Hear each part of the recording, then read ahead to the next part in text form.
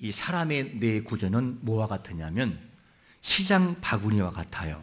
그래서 시장 바구니에 좋은 것을 담으면 좋은 것이 쌓이고, 나쁜 것을 담고 슬픔을 담으면 슬픔이 담겨져요. 그래서 이 뇌 구조는 담아놓은 그것을 가지고 언젠가는 얼굴과 마음으로 표현을 시켜버려요. 그래서 뇌는 항상 우리에게 어떤 걸 주느냐? 담아놓은 그 근거에 의하여 밖으로 내 모든 감정들을 표현하는 그때가 와요. 그래서 우리 마음속에 담을 것은 뭐냐면 항상 좋은 것을 담아야 돼요. 기쁨과 감사와 좋은 경험들, 이런 것들 담겨질 때 좋은 것이 나옵니다. 그 단적인 예로 담겨진 대로 나오는 것이 뭐냐면, 자라보고 놀란 가슴, 소뚜껑 보고 놀란다는 말이 무슨 말이죠? 한번 놀란 마음은 남아있어요, 기억 속에.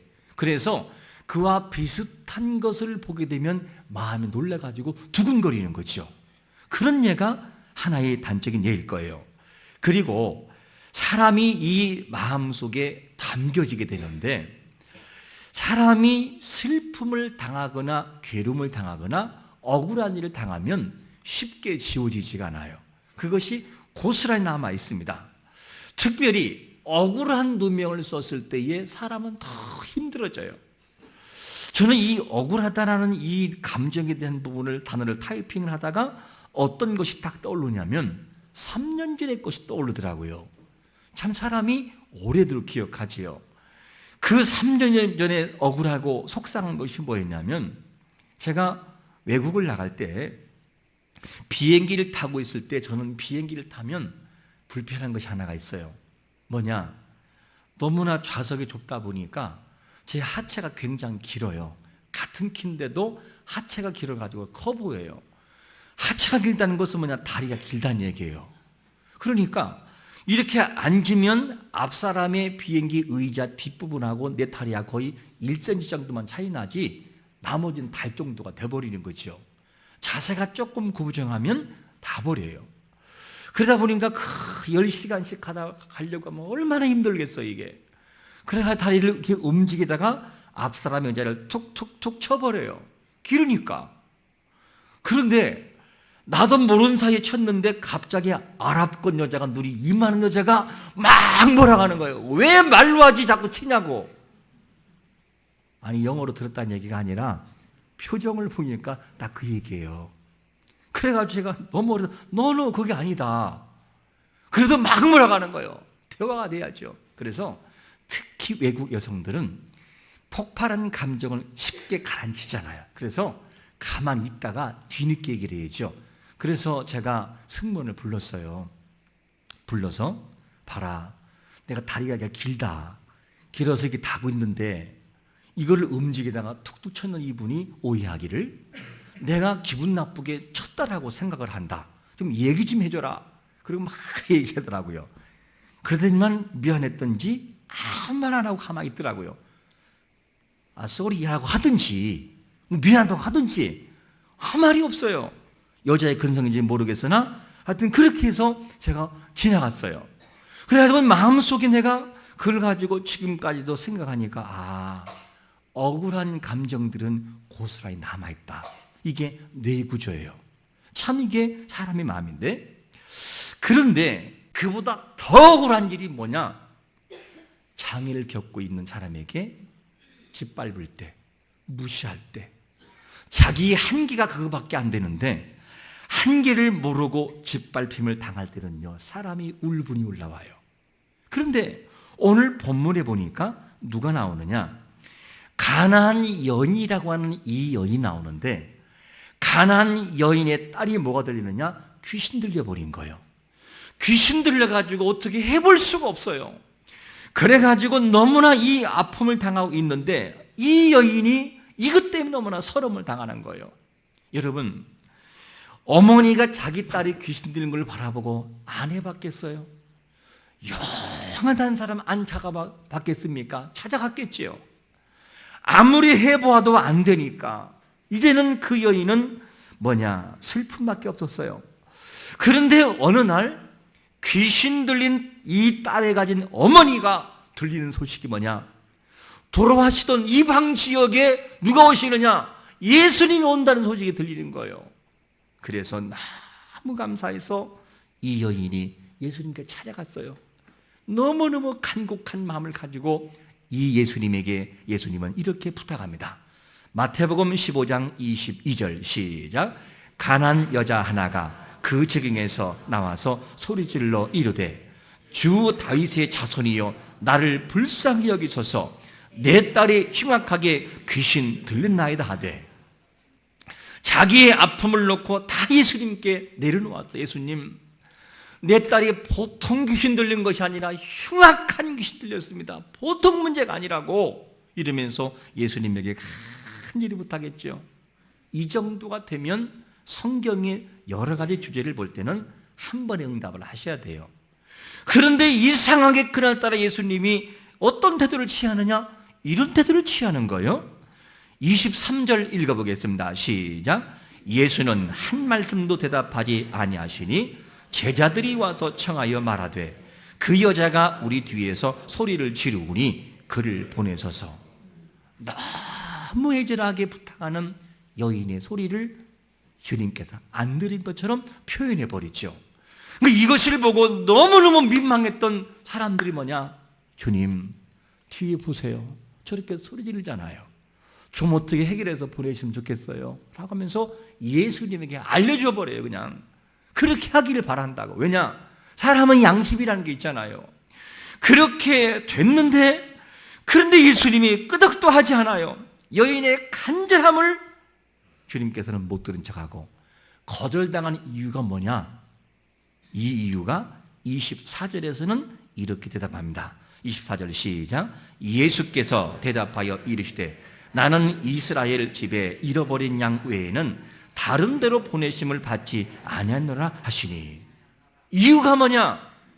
이스라엘 사람이 아니기 때문에 너는 구원받을 수 없다. 해결이 안 된다라고 주님께서 못 박아버리죠. 그러면 여러분, 예수님이 왜 이렇게 반응하셨을까? 예수님이 이렇게 매정하신 분인가요? 그런 분이 아니에요. 예수님은 우리의 신음소리에도 반응하시고 우리의 은밀한 가운데 슬퍼하고 아파하는 그 모습까지도 보신 분이 예수님이셔요. 내 마음과 중심을 보시고 사람들을 배제시켰던 다윗이랄지 하나님께서 그를 세워 그 자리에 세우는 분이 하나님이시거든요. 그런데 왜 그랬을까?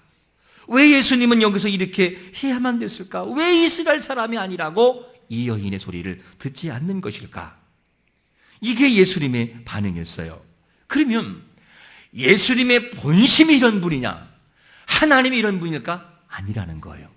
하나님의 본심은 지금부터 본심을 몇 가지를 보면 이 하나님의 본심이 디모데전서 2장 4절에서는 이렇게 소개합니다. 시작. 하나님은 모든 사람이 구원을 받으며 진리 아는 데에 이르기를 원하시느니라. 할렐루야. 이게 하나님의 마음이란 말이에요. 모든 사람이 구원받아 행복하기를 바라시는 것이 하나님의 마음이에요. 그뿐인가요? 요한복음 11장에서 이 예수님이 참 사랑하던 나사로가 죽었잖아요. 죽었을 때 예수님이 무덤을 바라보시고 눈물을 흘리셔요. 그러니까 그렇게 정이 많고 그렇게 사랑이 많고 안타까운 것을 볼 수 없는 분이 주님의 본 마음이거든요. 그뿐인가요? 악인이라 할지라도 망하는 것을 원치 않아요. 죽는 것을 원치 않아요. 그 증거가 어디 나오느냐? 에스겔 33장 11절은 이렇게 소개합니다. 시작. 너는 그들에게 말하라. 주 여호와의 말씀이니라. 나의 삶을 두고 맹세하노니 나는 악인이 죽는 것을 기뻐하지 아니하고 악인이 그의 길에서 돌이켜 떠나 사는 것을 기뻐하노라. 이스라엘 족속아 돌이키고 돌이키라. 너희 악한 길에서 떠나라. 어찌 죽고자 하느냐 하셨다 하라. 죽음의 길로 가는 사람도 깨워 돌이키는 분이 주님이라면 왜 이 본문에서는 주님이 이렇게 매정하게 해야만 되냐 하는 이 질문을 우리는 해야 되는 것이죠. 하나님의 본심은 이런 분이에요. 본심이. 그런데 왜 그랬을까? 여러분, 이스라엘은 어떤 민족이냐? 이스라엘은 민족과 혈통에 대해서 굉장히 자부심 가진 사람들이에요. 민족과 혈통. 그런데 이 혈통주의가 얼만큼 강하냐면 이들은요, 이스라엘 외에는 구원이 없다 할 정도의 이관이 굉장히 강합니다. 그러니까 이스라엘 외에는 다른 민족은 구원받을 수 없어, 이렇게 내놓아 버려요. 이 흐름이 뭐냐? 이스라엘에 흐르고 있는 민족주의와 혈통주의예요. 그러면 이 의식이 지나쳐 결국에는 어디까지 가느냐? 이스라엘 외에는 구원이 없습니다, 이렇게 해버리죠. 이게 뭐냐? 이스라엘 사람들의 사고와 믿음의 방식입니다. 그러니까 본문에서 예수님께서 매자가리만큼 나는 이스라엘 외에는 다른 데로 보냄을 받지 않았다라고 하는 이 모든 말은 누구의 말을 대변해 주는 것이냐? 이스라엘의 사고와 이스라엘의 문화와 이스라엘의 종교를 대변해 주는 말씀이에요.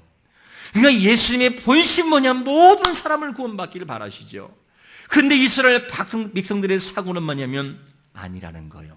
혈통을 통하여 구원받고 이스라엘의 민족성이라는 이 민족 외에는 구원받지 못한다, 이것을 예수님 말씀을 통해 그들을 대변해 주는 말씀인 것입니다. 이렇게 돼서 오죽하면 이스라엘 백성들의 사고가 어떤 사고를 가지고 있느냐? 26절에 보니까, 15장 26절에 보니까 이렇게 말씀합니다. 시작. 대답하여 이르시되 자녀의 떡을 취하여 개들에게 던짐이 마땅하지 아니하니라. 와, 사람들을 뭐라 하냐? 이스라엘 외에는 이방인을 개로 취급해요. 이게 뭐냐? 이스라엘의 사고예요. 그래서 이 이스라엘 백성들은 자기 민족성이 보통 강하지가 않아요. 보통 강한 게 아니에요. 이게 굉장히 강합니다. 그러니까 이 자녀는 누구냐? 이스라엘 사람들이요. 개는 누구냐? 이방인이에요. 그러니까 이스라엘의 입장에서 우리를 바라보면 우리는 개요, 개. 지금도 그런 사고를 가지고 있습니다. 이게 이스라엘의 민족성이죠. 그러니까 이것은 뭐냐면 이 본문에 나오는 여인은 이방인의 신분을 소유한 것은 자기 의지가 아니에요. 자기 의지가 아니라 어쩔 수 없이 타고난 의지가 타고난 것이 이방인의 신분이었어요. 여러분, 우리는 어떻습니까? 우리에게도 내 한계를 뛰어넘을 수 없는 타고난 것들이 있어요. 장점도 타고난 것이고 단점도 타고난 것이고, 우리의 무엇인가 한계를 뛰어넘을 수 없는, 내가 노력을 아무리 해봐도 뛰어넘을 수 없는 한계가 우리 앞에는 있어요. 이것이 뭐냐? 나의 의지보다는 이미 결정돼 버린 거죠. 그게 신분제도가 있을 때에도요, 지배층을 이루는 양반, 그리고 낮은 계급인 천민이라고 하는 이 신분제도, 이거를 아무리 내가 노력을 해도 이미 타고나 버리는 거죠. 여러분, 우리에게 타고난 뛰어넘을 수 없는 약함이 있습니까? 이 약함이 우리 앞에도 있을 수 있어요. 이런 것이 있을 때 여러분들은 어떻게 하시겠습니까? 여러분들이 이미 타고난 것이 있어요. 그러면 내 일평생 그냥 내 인생을 한탄하면서, 내 인생은 워낙 그런 인생이니 그냥 살려도 어떡하겠느냐 이러면서 그냥 주저앉을 것인지, 나는 본래 어쩔 수 없이 이 불행한 삶을 타고난 사람이니 그냥 살자라고 해야 되는 것인지, 그게 맞습니까? 여러분, 아무리 부족한 인생이라 할지라도 모든 것을 주관하시는 그분께서 나를 인정하면 그 자리를 뛰어넘어 소중하고 존귀한 사람으로 바뀌는 것을 믿으시기를 축원합니다. 이스라엘 향해 하나님이 뭐라고 합니까?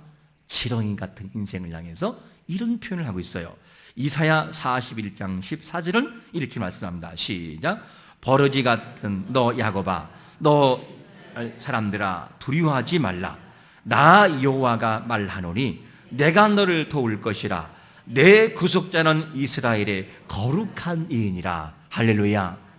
지렁이의 인생이랄지라도 하나님이 도와주시면 되는 걸 믿으시기를 축원합니다. 하나님이 도우시면 되는 것이죠. 그러니까 하나님은 두려워하지 말라는 거예요. 그러니까 인생이 인생을 변화시키는 것이 아니라 인생을 도우시는 하나님이 인생을 결정하는 것을 100% 믿으시기를 축원합니다. 겨울철이 돼서 밖에 있는 선인장을 제가 이렇게 안으로 들여놓았어요. 그런데 이 선인장을 늘상 볼 때마다 조금 색깔이 변하기 시작하더라고요. 좁쌀만하게, 쌀알만하게 색깔이 이상하게 푸른빛인데 자꾸만 끝부분이 이 분홍 색깔로 변하는 거예요.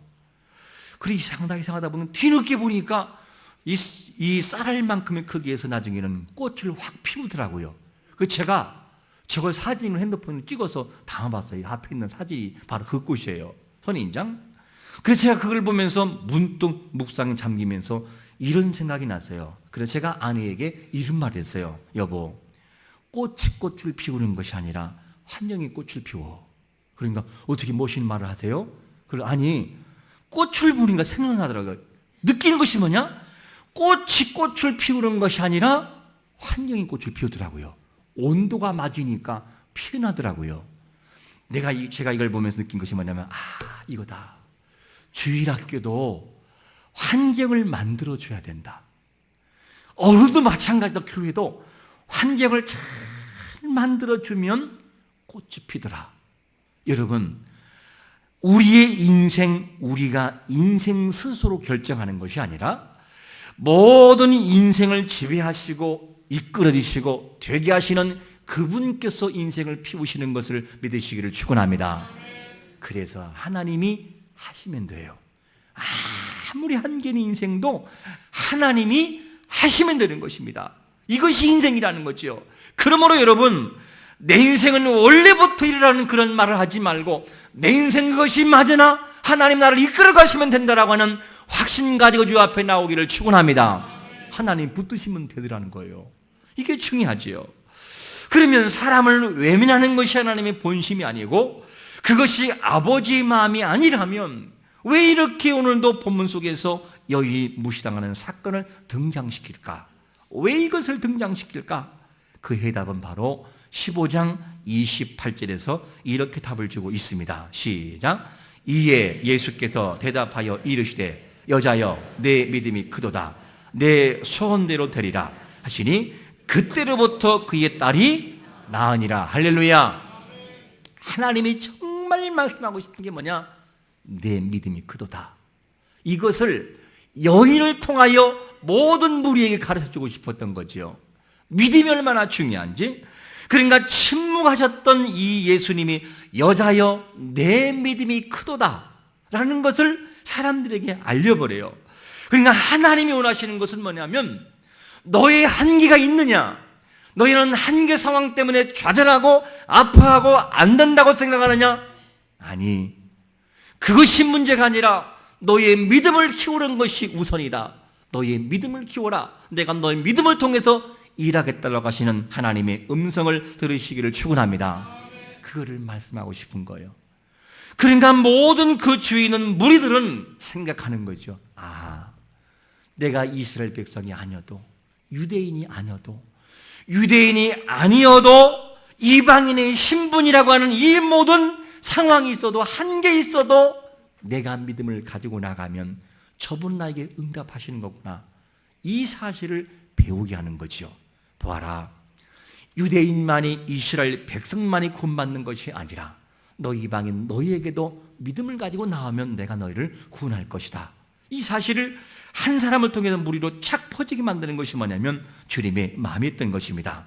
여러분, 민족과 혈통이 우리를 바꾸는 것이 아니라 믿음을 통해 우리 인생을 바꿔나가시는 것을 믿으시기를 축원합니다. 그게 하나님의 마음이에요. 그래서 우리 인생은 진정으로 바뀌어지는 것이 혈통이 아니라는 거예요. 그렇기 때문에 로마서 9장 8절에서 우리에게 이렇게 말씀합니다. 시작. 곧 육신의 자녀가 하나님의 자녀가 아니요 오직 약속의 자녀가 씨로 여기심을 받느니라. 할렐루야. 약속의 자녀가 그 인도함을 받는 것이고 약속을 받는다. 약속의 자녀. 여러분, 우리는 예수 그리스도를 믿으면 하나님의 자녀가 되는 이 약속에 근거하여 이곳에 서 있습니다. 그러므로 그 약속을 믿고 나가는 자들에게 하나님이 인정하는 걸 믿으시기를 축원합니다. 그게 약속이라는 거예요. 이게 얼마나 소중한지 몰라요. 그러면 여러분, 우리의 모든 삶 속에서 어떤 삶을 살아가십니까? 우리 인생이 모든 것을 갖춘 인생이십니까? 또 갖추고 있으십니까?